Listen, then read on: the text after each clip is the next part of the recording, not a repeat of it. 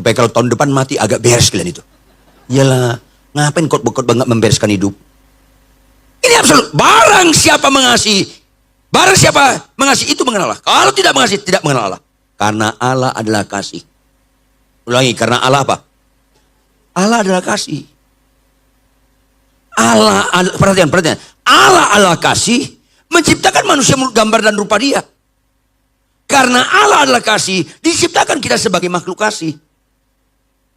Tanpa kasih, mana ada rohani orang. Biarpun dia bisa bahasa roh, biarpun dia bisa bernubuat, biarpun banyak mujizat, biarpun sekolah teologi tinggi-tinggi, tanpa mengasihi, mana ada rohani.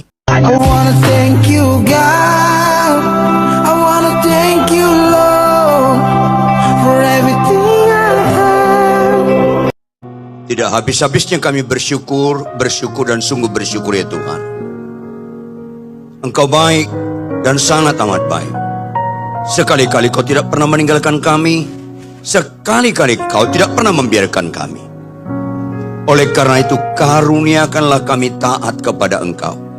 Sekalipun, walaupun apa yang harus kami hadapi, karuniakanlah kami taat sampai garis akhir.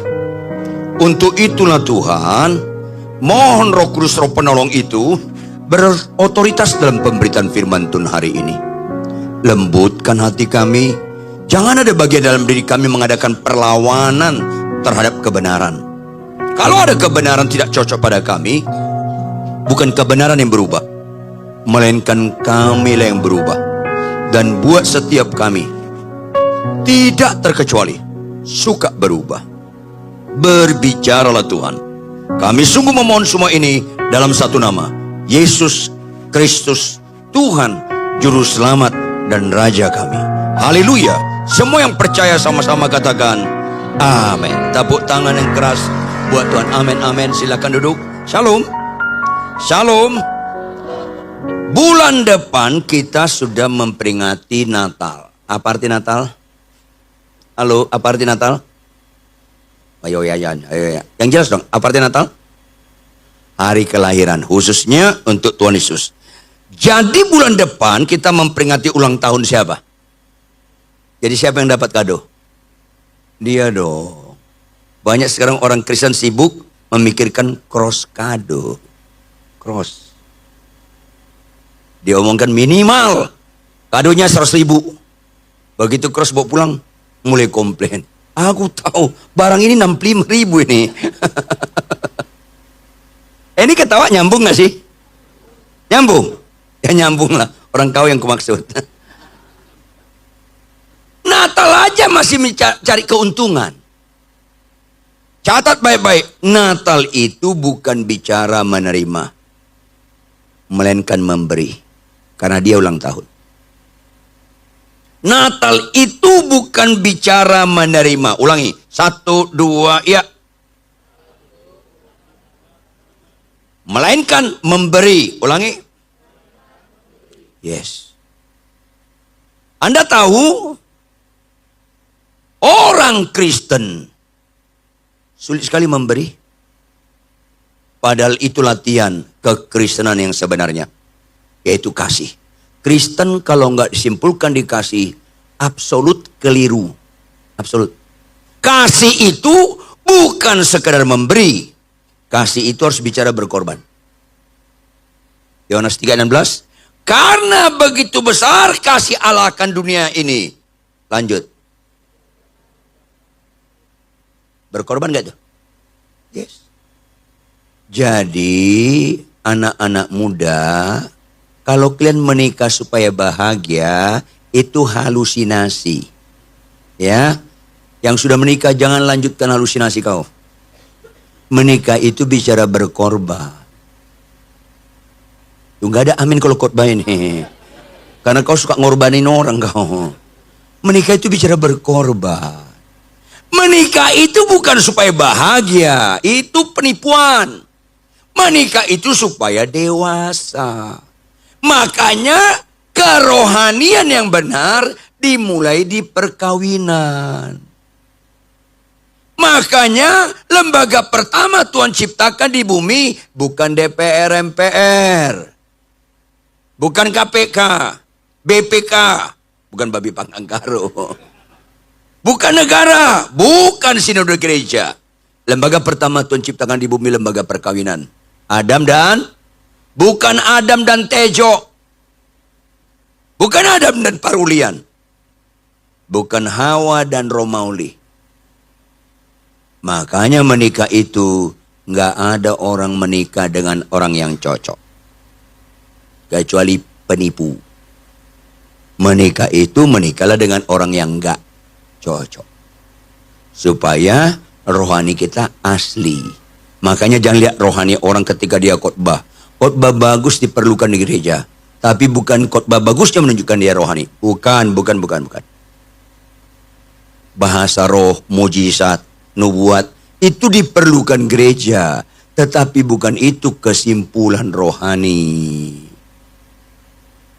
Bagaimana kehidupan dia sehari-hari di rumah? Itu kesimpulan rohani. Ada pendeta khotbah gemetar-gemetar, pulang istrinya gemetar sama dia. Kan rusak itu. Iya. Kayaknya ada orang yang lagi lihat saya sekarang ini. Hati-hati, termasuk Natal dimulai kepada pasangan Yusuf dan Maria. Makanya siapa yang gak menghargai perkawinan, binasalah Anda. Catat baik-baik. Sampai mati Anda gak bisa khotbah, gak ada masalah. Kalau Anda gak bisa khotbah, ketika Anda mati, ketidakbisaan Anda khotbah, gak merupakan kegagalan di mata Tuhan. Gak merupakan kegagalan di mata Tuhan. Sampai mati, misalnya Anda tidak dikaruniakan anak, itu bukan kegagalan. Nggak ada kaitan penghakiman nanti ketika kedatangan Tuhan yang kedua kali berkenan nggak punya anak. Nggak ada itu. Sampai mati kalian menikah, nggak saling mengasihi, selesai kalian. Ini penting.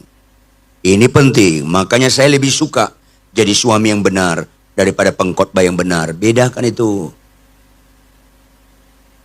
Khotbah begini, kalau yang saya khotbahkan bukan kesimpulan kehidupan, kalau yang saya khotbahkan bukan kesimpulan kehidupan dalam sehari-hari rumah, itu hanya ritual tanpa spiritual. Catat baik-baik. Semua penyembahan-penyembahan di gereja itu, semuanya itu ritual. Spiritualnya, kalau yang kau nyanyikan itu kau lakukan. Amin. Iyalah. Pendeta jam tangannya 2 miliar. Kaca pantatnya 125 juta. Tas istrinya 870 juta. Nyanyinya apa? Ku tak membawa. Walah, udahlah. Usah nyanyi kau. Ku gak bawa, kau bawa kau cerita-cerita, kau pamer kok. Ini penting sekali. Karena sebenar-benarnya gak di Amerika, gak di Afrika, gak di Eropa, gak di Asia, gak di Australia. Sebenar-benarnya mayoritas orang Kristen itu tidak ngerti ibadah. Sebenar-benarnya. Makanya Natal itu mengajar kita ibadah. Karena ibadah itu bukan bicara menerima. Persembahkanlah tubuhmu sebagai persembahan yang hidup, yang kudus. Puncaknya apa? Yang berkenan pada Allah. Itulah ibadahmu yang sejati. Persembahkan. Kalau persembahkan bukan sekedar memberi, berkorban. Tapi jujur, banyak nggak orang ke gereja ditekankan apa? Ditekankan apa? Menerima. Datanglah ke gereja, yang sakit sembuh. Datanglah ke gereja, yang usahanya sulit maju, akan diberkati maju. Itu bukan ibadah Kristen. Mangalo bohim. Sorry yang nggak ngerti. Itu bukan ibadah Kristen. Itu gunung kawi. Kata bebek. Makanya apalagi ditambahkan lagi, berikanlah persembahan. Berikanlah persembahan. Nanti kalau 1260 kali 400 lipat. Itu ngawur. Kita memberi bukan supaya diberi. Jangan sesatlah. Kita memberi karena telah diberi. Ojo diwalik nggih. Monggo pro konco. Unang terbalik baik kamu. Ngawur.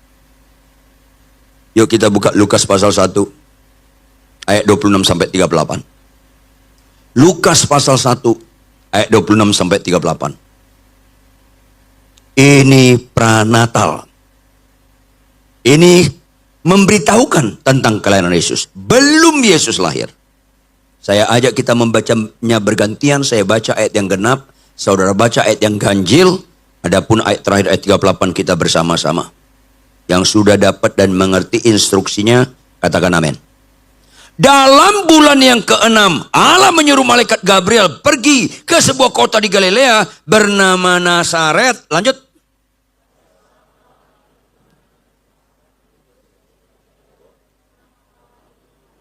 Ketika malaikat itu masuk ke dalam rumah Maria, ia berkata, "Salam, hai engkau yang dikaruniai, Tuhan menyertai engkau."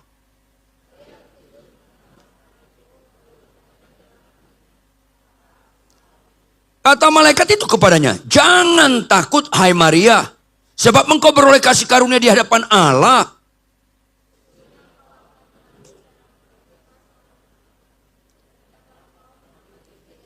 Ia akan menjadi besar dan akan disebut anak Allah yang Maha Tinggi. Dan Tuhan Allah akan mengaruniakan kepadanya tata Daud, bapa leluhurnya.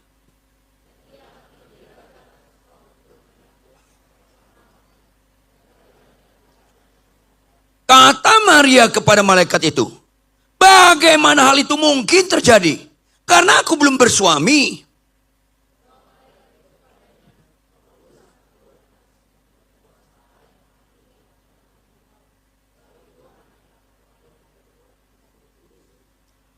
Dan sesungguhnya Elizabeth, sanakmu itu, ia pun sedang mengandung seorang anak laki-laki pada hari tuanya. Dan inilah bulan yang ke-6 bagi dia, yang disebut mandul itu. Sama-sama ayat 38, 1, 2, ya, kata Maria.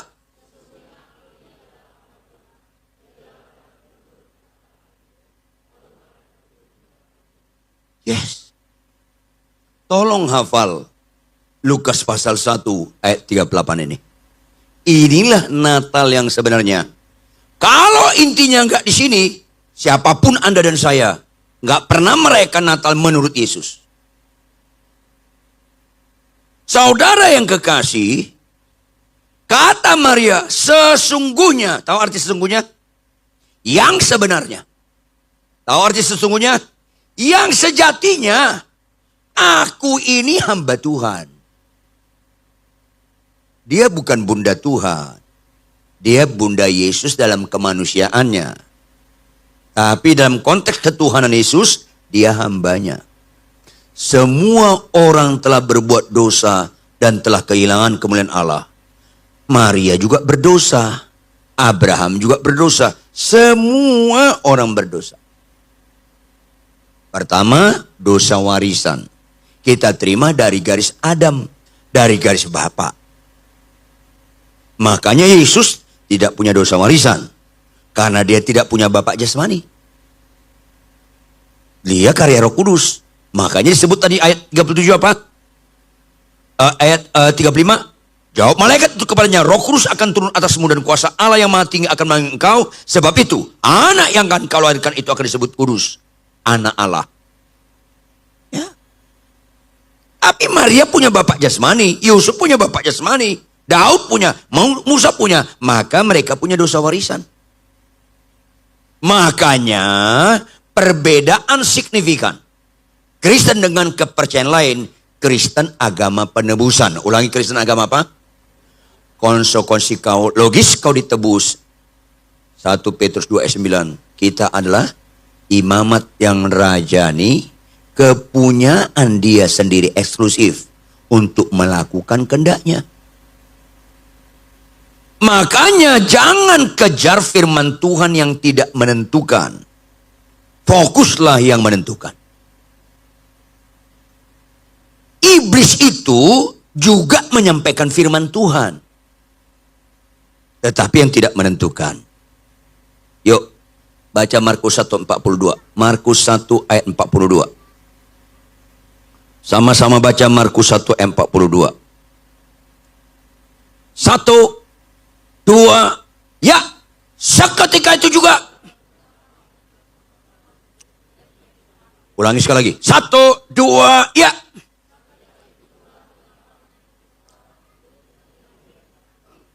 Dua pendeta membaca ayat ini bisa beda fokus. Pendeta yang kekanak-kanakan gak dewasa rohani, fokusnya apa? Lenyaplah penyakit kusta itu. Itulah kanak-kanak. Kata dong baik. Tapi kalau dia dewasa rohani, dia perhatikan keterangan waktunya.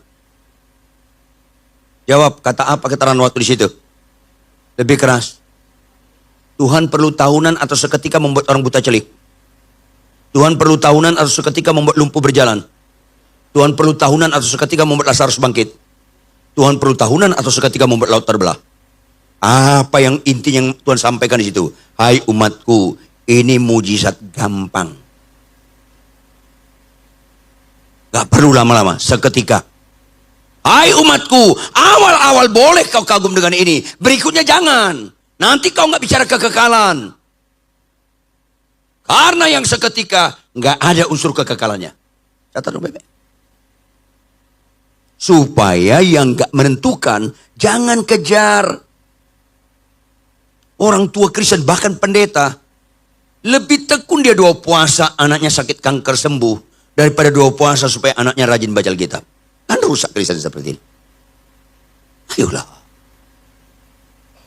Makanya yang seketika itu nggak ada unsur kekekalannya. Lazarus dibangkitkan Tuhan, bangkit nggak? Bangkit nggak? Perlu tahunan atau seketika? Mati lagi nggak? Mati lagi. Karena sementara. Laut di belah Tuhan terbelah nggak? Udah lewat orang Israel. Status lautnya tetap terbelah atau gabung lagi? Makanya awal-awal boleh kagum kalian sakit sembuh. Berikutnya jangan lagi kagum. Bahkan tinggalkan. Kecuali kalian niat hidup selama-lamanya di bumi. Kalian niat nggak hidup selama-lamanya di bumi? Niat nggak? Niat masuk surga nggak? Ya niat matilah. Kalau sembuh kapan matinya kau? Makanya pembodohan masif sekarang ditekankan di gereja lebih mengutamakan kesembuhan daripada dipaubah pangalahona. Sorry bahasa Inggris lagi nih. Lebih suka kesembuhan daripada dirubah kelakuannya. Sehingga orang tua bangga sekali anaknya juara kelas. Ada anaknya nggak juara kelas, tapi sopan, kurang bangga dia. Lebih bernilai sopan daripada juara kelas. Jangan norak lah. Lebih bernilai sopan daripada juara kelas. Ini masalahnya. Bapak-bapak lihat saya, bapak-bapak lihat saya. Mana bapak-bapak lebih menikmati? Teguran istri atau pujian istri orang? Jangan sinetron-sinetron lah kalian ini. Iya karena kita rusak nilainya ini. Akhirnya gereja lebih kagum dengan kesembuhan daripada yang bohong jadi jujur. Kagum mayat bangkit daripada pelaku firman. Kan susah.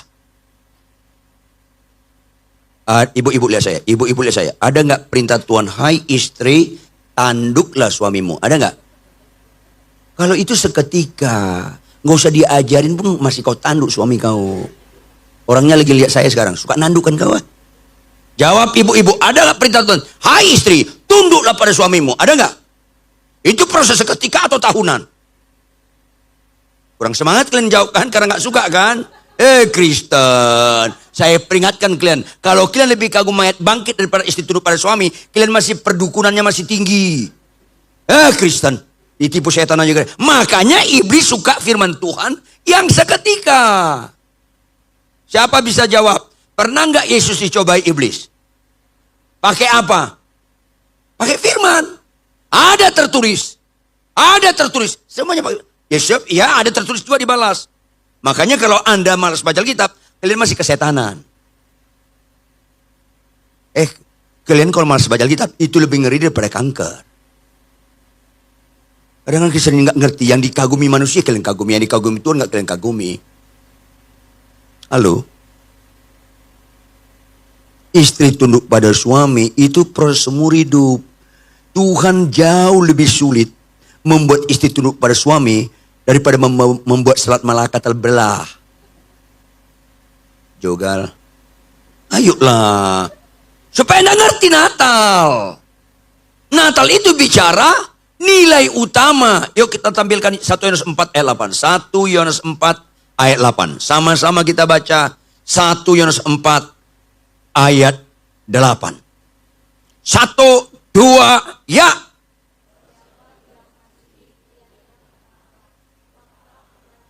Menentukan.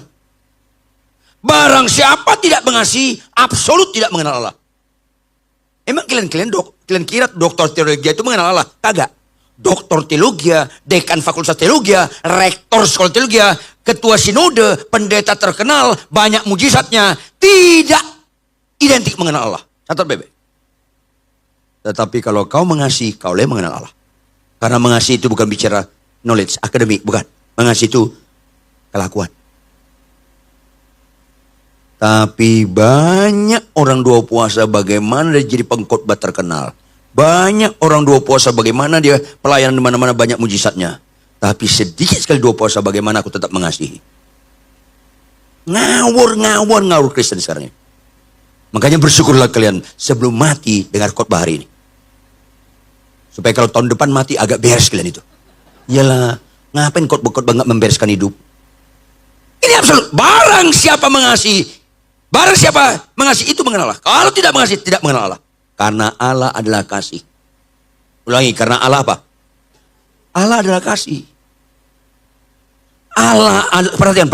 Allah adalah kasih, menciptakan manusia menurut gambar dan rupa dia. Karena Allah adalah kasih, diciptakan kita sebagai makhluk kasih. Tanpa kasih, mana ada rohani orang. Biarpun dia bisa bahasa roh, biarpun dia bisa bernubuat, biarpun banyak mujizat. Biarpun sekolah teologi tinggi-tinggi. Tanpa mengasihi, mana ada rohani. Tampilkan operator 1 Korintus 13 ayat 2. Sama-sama baca. 1 Korintus 13 ayat 2. 1, 2, ya. Bernubuat. Segala rahasia. Seluruh pengetahuan. Iman yang sempurna. Next. Selesai. Makanya kalau kalian menikah, apapun alasan, jangan hianati perkawinan kalian. Kecuali kalian pilih untuk binasa. Nah ini penting. Sekarang banyak pendeta terkenal, jemaatnya banyak. Di belakang main perempuan. Halo, hati-hati. Ini penting sekali. Tetapi jika tidak memiliki kasih, nggak ada nilai lagi. Itu menentukan. Iblis mencobai Tuhan Yesus pertama tentang apa? Ada yang tahu nggak? Kalau kau anak Allah, apa berikutnya? Yang pertama, buat batu jadi roti. Jawab. Tuhan membuat batu jadi roti perlu tahunan atau seketika? Karena iblis suka sekali yang seketika-seketika. Makanya itu ada nih. Makanya gereja kalau terlalu menekankan sakit sembuh akan sesat. Iman tanpa perbuatan mati. Sembuh tanpa perbuatan mati. Harus berlaku firman. Sesungguhnya ikini aku hamba Tuhan, kata Maria. Jadilah kepadaku menurut perintahmu. Lakukan firman. Kalau nggak begitu, kita nggak ngerti kasih. Tampilkan Yohanes 14 ayat 15 operator. Yohanes 14 ayat 15. Supaya kalian merayakan Natal pada bulan Desember dengan benar. Sama-sama baca. 1, 2, ya. Jikalau kamu mengasihi aku. Jikalau kau tidak mengasihi, kau tidak mengenal aku, kata Tuhan. Siapapun tidak mengasihi, tidak mengenal Tuhan. Artinya siapapun yang tidak mengasihi, nggak Kristen. Sekalipun kau bisa bernubuat, mujizat, punya pengetahuan, segala pengetahuan, tanpa kasih nggak ada nilai. Ini penting sekali. Caranya cuma satu. Jikalau kau mengasihi aku, turuti segala perintahku. Catat baik-baik. Alkitab kita banyak bagian. Tergantung dari aspek mana Anda mau lihat.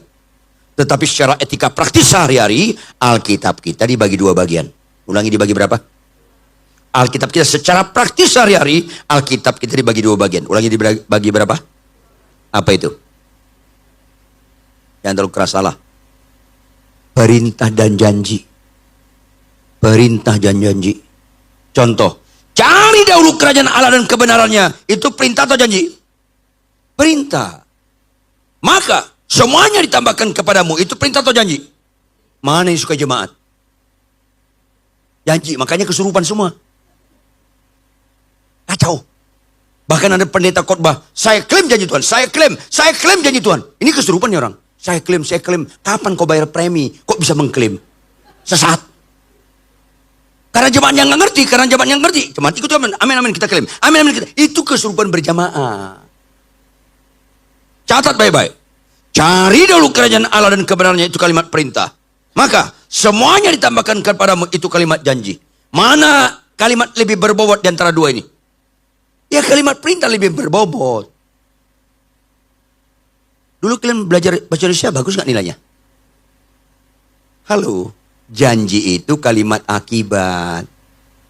Janji itu nggak ada kekuatannya tanpa pengakibat. Perintah itu pengakibat. Kalau orang pegang janji Tuhan tidak pegang perintah Tuhan, itu Kristen halusinasi. Kalau khotbah di mimbar, khotbah tentang janji Tuhan tanpa ketaatan, itu penipuan.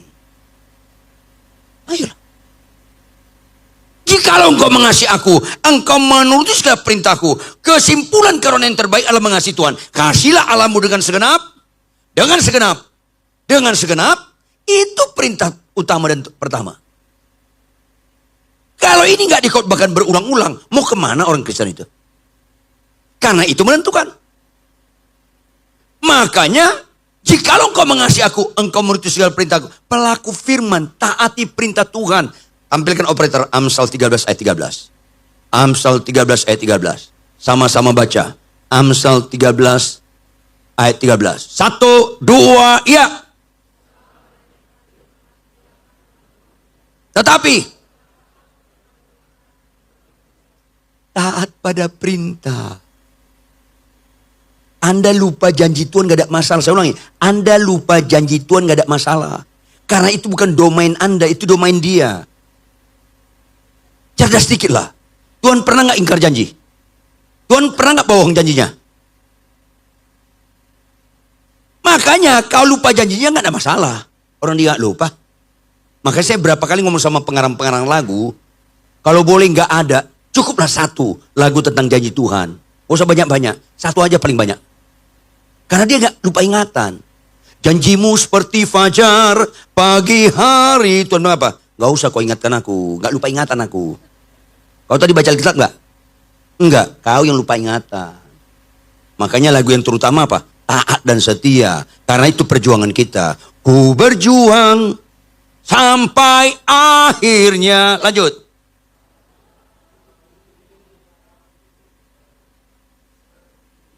Saya takut malaikat langsung kasih backsound. Bohong. Nyanyi terharu-terharu. Kesetiaannya mengharukan. Susah Kristen ini. Karena gagal fokus. Makanya jikalau engkau mengasihi aku, engkau menuruti segala perintahku. Perintah Tuhan yang kau harus fokus. Baca Amsal 19 ayat 16. Amsal 19 ayat 16. Sama-sama baca. 1, 2, ya. Siapa berpegang pada perintah?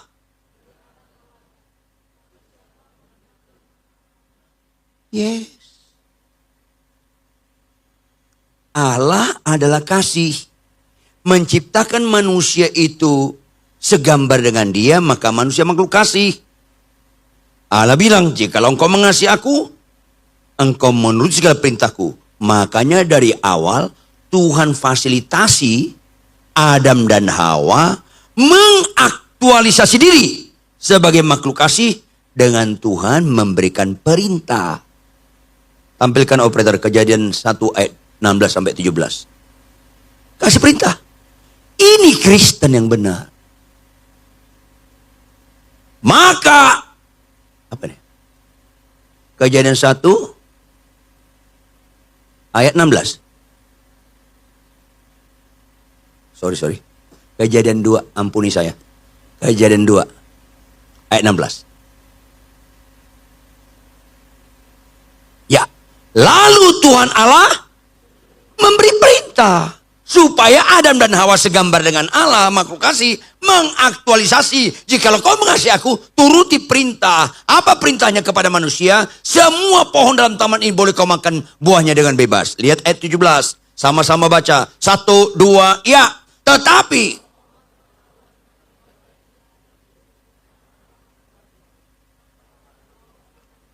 yes, gagalnya kita memaknai ini, fokusnya buahnya, itu ngawur. Fokusnya perintahnya. Bukan buahnya. Buahnya sarana untuk mentaati perintah. Bukan buahnya. Makanya kurang kerjaan orang menyebut nama buahnya. Buah kuldi, buah simalakama, itu buah kurang kerjaan loh. Entah itu manggis, entah rambutan, entah duren. Masa bodoh. Karena fokusnya bukan buahnya, tapi perintahnya. Abad keempat Kristen, ada kaum intelektual Kristen mau meneliti pohon apa itu kurang kerjaan. Gagal fokus. Fokusnya perintahnya. Karena sekarang bukan bicara buah, macam-macam. Hai suami, kasihlah istrimu. Kalau kau nggak taat, kau mati. Itu konteksnya. Bicara taat atau nggak taat. Hai istri, tunduk pada suami. Kalau kau taat, kau mengandung kehidupan. Kalau kau nggak taat, kau mati. Itu dia. Hai anak-anak, hormati orang tuamu. Kalau kau taat, kau mengandung kehidupan. Kalau kau nggak taat, kau mati. Konteksnya ketaatan perintah. Makanya iman itu alamatkan kepada perintah. Saya beriman dengan janji Tuhan. Nggak bisa beriman pada perintah Tuhan. Makanya Abraham disebut bapak beriman. Karena perintah Tuhan kepada dia tingkat kesulitannya paling tinggi. Makanya disebut dia bapak, biangnya. Abraham, ambil anakmu yang tunggal, yakni Ishak yang kau kasih, sembelih dia bagiku. Itu mana pernah dialamatkan kepada Daud, kepada Salomo, kepada Ayub, kepada hanya Abraham. Makanya tingkat kesulitan tinggi itu dialamatkan kepada Abraham. Anak saya 2, yang satu tinggal di Puri Indah, yang satu tinggal di Gading Serpong. Kalau malam-malam Tuhan berkata, Ridwan Huta Barat, ya siapakah engkau? Aku Allah Abraham, Ishak dan Yakub. Wih, ada apa Tuhan? Anak lu kan 2. Ya kenapa Tuhan? Jemput. Malam ini bawa ke parkiran Pondok Indah Mall. Sembelih dia. Nggak mau Tuhan. Lu aku nggak mau. Terserah, nggak mau. Pasti nggak mau saya. Makanya suara itu nggak pernah datang ke saya. Dan saya nggak pernah jadi bapak beriman. Ngerti ke maksud saya? Tangkap dong baliknya apa? Artinya perintah Tuhan kepada kita nggak pernah sesulit Abraham. Perintah Tuhan kepada kita nggak pernah sesulit Maria. Terus lu nggak taat, binasa lah kau. Baca kitab tiap hari, malas kau. Mau keturunan Abraham? Abraham yang mana? Ngawur kau. Disuruh balaslah kejahatan kebaikan. Kau nggak mau, ampuni kesalahan. Kau tetap musuhan sama iparmu. Rusak Kristen begini. Fokusnya ketaatan. Hai istri, tunduk pada suami. Enak aja, suamiku kasar. Gak ada kaitannya. Istri tunduk pada suami gak ada kaitan dengan kelakuan suami. Istri tunduk pada suami karena sesungguhnya aku hamba Tuhan. Jadilah kepadaku menurut perkataanmu. Tuh jarang ibu-ibu jawab, amin, jarang. Yang ada gini. Ibu-ibu, kemungkinan istri saya lebih cerewet dari ibu-ibu semua sini. Jangan ketawa, ini penderitaan. Kemungkinan istri saya lebih cerewet. Istri saya itu Chinese Toto. Pak Me, tahu Pak Me ya? Dari Cungkok, sarjana teknik kimia. Semua aspek dilihat dari aspek kimia. Akhirnya di rumah kami 2 yang menderita. Saya dan debu, itu menderita. Kalau kalian kurang kerjaan datang ke rumah saya, cari lemari manapun, acak cari, geser rame-rame. Lantai bekas bawah lemari itu, kalian letakkan tangan ke lantainya, gosok. Gini, saya jamin gak ada debu. Gak ada debu, di rumah kami gak ada debu. Ambil kursi, naik kursi, pegang atas lemari, giniin, gak ada debu. Ambil tangga kecil, pegang lampu gantung, giniin atasnya, gak ada debu. Di rumah kami gak ada debu. Karena di rumah kami 5 kali sehari dilap semua itu.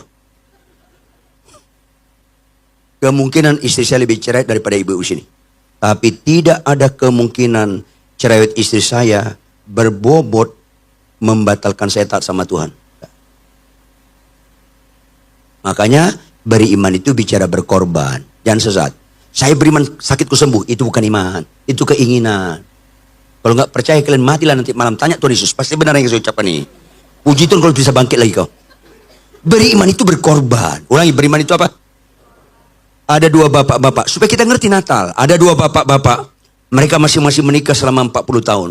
Istri mereka sama-sama cerewet. Bapak pertama berdoa, Tuhan 40 tahun aku menikah dengan istriku. Dia cerewet. Nggak mampu aku rasanya Tuhan. Sungguh Tuhan, aku rasanya menyerah. Tapi saya beriman. Tidak ada yang mustahil daripada Engkau. Dalam nama Yesus. Tahun ini istriku tidak cerewet lagi. Saya beriman. Itu bapak pertama. Bapak kedua, Tuhan 40 tahun aku menikah, istriku cerewet. Nggak mampu aku rasanya. Tapi saya beriman, tidak ada yang mustahil bagi engkau. Sekalipun dia cerewet sampai mati, kau berikan kekuatan aku tetap setia mengasihi dia. Yang mana yang beriman? Nggak berani jawab kan kalian? Beriman itu berkorban. Makanya ketika firman Tuhan berkata kepada Maria, salam hal Maria, lu bunting. Aduh, ngeri banget. Makanya dia bilang apa? Bagaimana mungkin aku belum bersuami? Bukan karena belum bersuaminya, tetapi kalau aku hamil tanpa suami, aku mati. Karena hamil luar pernikahan itu mati. Apalagi hamil luar pernikahan, yang menghamil bukan Yusuf. Keluarga Yusuf wajib membunuh keluarga Maria karena nggak bertanggung jawab menjaga anaknya. Ngeri tuh. Makanya Maria ketika menerima itu, gak berani dia menjelaskan kepada Yusuf. Dia hamil karena Roh Kudus, gak berani dia. Coba pacar anda anak muda bilang, aku bunting loh, pekerjaan Tuhan, lu bidat loh. Pasti.